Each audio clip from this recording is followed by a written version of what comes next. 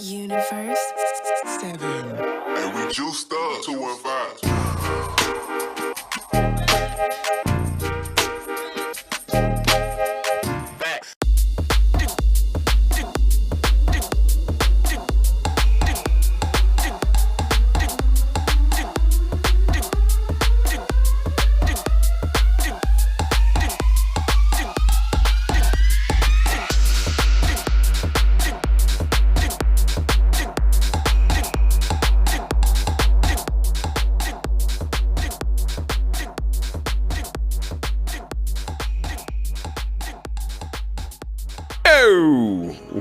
What's going on, Brunyon?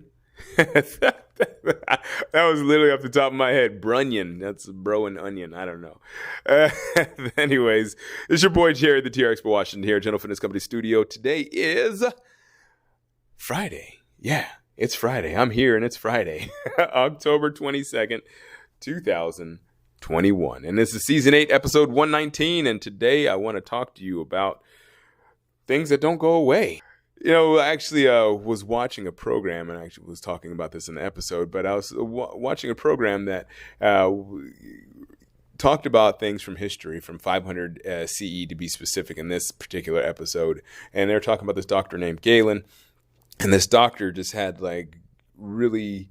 he was really talented. You know, he had just was one of those once in a lifetime people that people don't really talk about. You know, people talk about Socrates, people talk about Aristotle, people talk about Leonardo da Vinci, but they don't talk about this Galen guy. And Galen was like the doctor to the stars, more or less. I'll tell you more about it later on. But this guy really did a lot of work, including cosmetic surgeries back in 500 CE. This is 500 years after the year zero. Yeah. They were doing cosmetic surgeries back then, believe it or not. So I got something to share with you about that. But the main focus of this here episode is that things don't change for the most part. They may look different, but concepts are more or less the same. And again, I will talk about that in just a few moments. So that's what we'll get into in these next few moments. So without further ado, let's go ahead and get right into this episode, Season 8, Episode 119. It doesn't go away. Let go!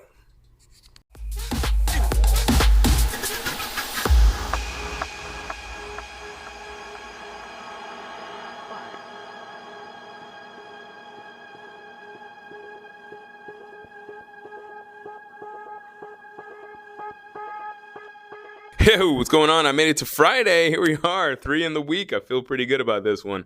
And it's early, too. It's a little earlier than I normally record, so I'm a little more energized and upbeat. So hopefully this episode will bring you some good vibes. Hopefully all the episodes bring you good vibes, but especially this one because I'm feeling pretty good about it. So today I wanted to talk a little bit about the history, not even history. I want to talk about things that don't go away. And I was saying history because I was actually watching the History Channel and it gave me some ideas for what I wanted to talk about. But there was actually...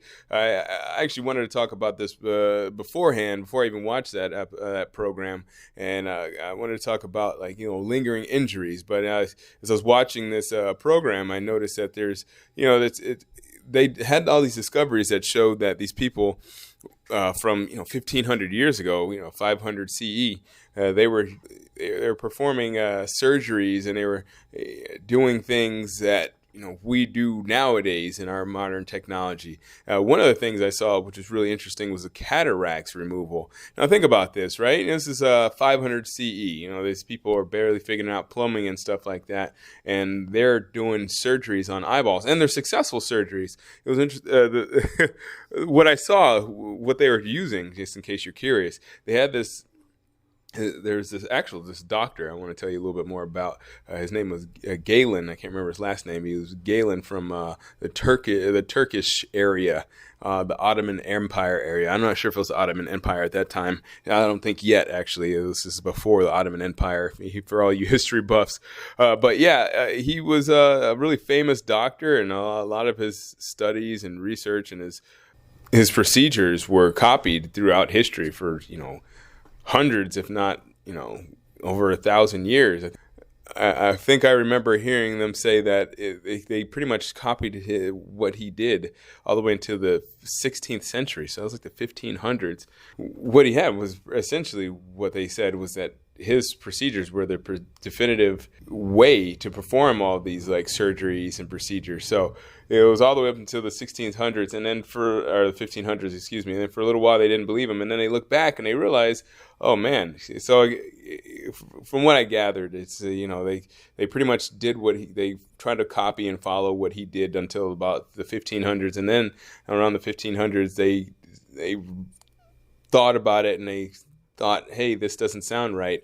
And for a little bit, they just discredited him. And then they look back about 100 years later in the 17th century or whatnot, so about 100 years later, and they said, oh, actually, this guy was really onto something, and we should, pretty much follow his procedures too. And it's interesting because even though he didn't have microscopes, he didn't have access to a lot of stuff that we have, a lot of his procedures, again, are performed today. So it's pretty wild that somebody 1,500 years ago had this insight to do what we do pretty much nowadays. But anyways, back to what I was talking about with the cataracts.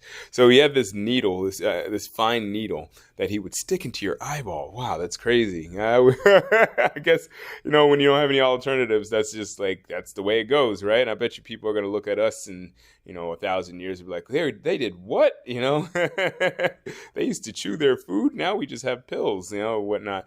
But so he had this needle that he would stick in your eye, and inside that needle was another needle that he would pull out, and they would actually manually, with his mouth, suck the liquid cataracts out of your eye.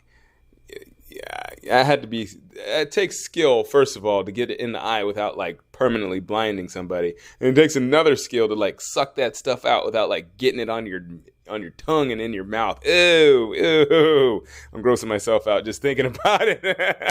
But like I said, they actually have a tool that removes cataracts that works exactly the same. The only difference is they have an electric motor that sucks the cataract out. But it's pretty much the same procedure. So something from 500 AD is the same thing that we do now in 2021, which is absolutely amazing. But I digress. I'm going back to my point about it just never goes away. The reason why I wanted to talk about this, again, like I was saying, there's lingering injuries that happen. They happen because, you might be moving improperly, or they say overusage, but overusage is a general and more or less broad term. What they really mean is that you're just not using it properly. So it's important to exercise, but it's also important to do the proper strength work. Now, the reason why I guess they say it's overusage. Now, of course, it could be overusage because of, like I said, because you're not using it properly, but it could be also because you're not balancing properly. I was saying that I have some clients that have some lingering injuries, and I have every once in a while I have some things that creep up, and it's the only reason why that is that you got, for instance, if you have an elbow injury, elbow injury a lot of times is not necessarily the fact that you bruised your elbow or that you did something to your elbow. It could be the fact that you have your tricep is tight, or even that your shoulder is misaligned, maybe your shoulder's rotated forward, or maybe your bicep is not comparable to your tricep, so your tricep is pulling more on your elbow, and so you don't have that balance in between your bicep and your tricep. So there's a lot of things that could even just lead to an elbow injury.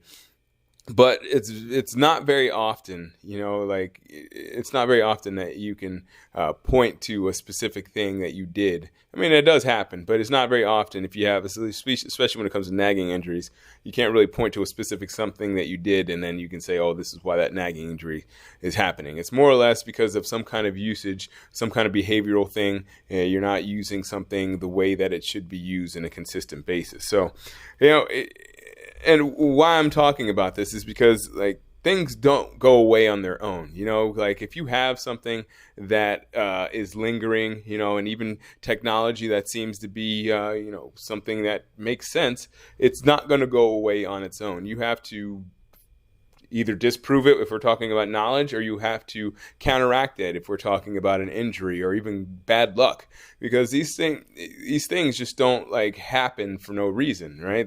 They happen, and sometimes they happen for no reason, or at least we just don't know the reason at the time. But things don't just happen just because they happen for the most part. There's something along the line, somewhere down the line, or you can look in the rear view window and say, oh, well, actually, or rear view mirror, not window, but you can look in the rear view mirror and say, oh, actually, I did X, Y, and Z, and I've been doing this, and this added up to this.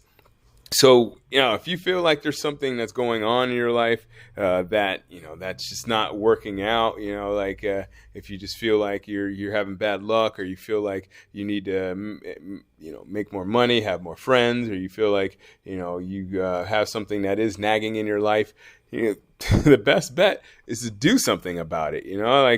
I can't tell you how many times, even myself sometimes, I just hope and wish something will go away. And even knowing that there is something wrong, I'll still hope and wish rather than actually doing the thing that I know that I need to do to get it done. And I'm sure you've done that in your life too. You have things in your life that you know you need to do, and that'll make your life that much better, but you're just not doing them because you're mentally rehearsing the things instead of actually going out and executing. So it's a short one because it's Friday, it's a beautiful day out, and I just want to drop that on you. It's just like it's pretty cool to see the results of your actions, but it's not so cool to see the results of your actions if they're not positive. It's like, and no matter what, at least for me, if an action, if the result is good or bad, it's good to see the results, but at the end of the day, if you want to get a result, if you want to at least give yourself a chance of getting a good result, be conscious about taking action against that thing that is wreaking havoc on your life, if you will. All right, so that does it for my day. Oh, I did want to talk about the broken bones. It was they had these people they dug up. This is just kind of off the cuff, but they had these people that they dug up around the same time, and around the same time as that Dr. Galen, and they found that they had the people that Dr. Galen worked on, they could tell that they had some kind of, even they had cosmetic surgeries, believe it or not, like breast reductions and stuff like that.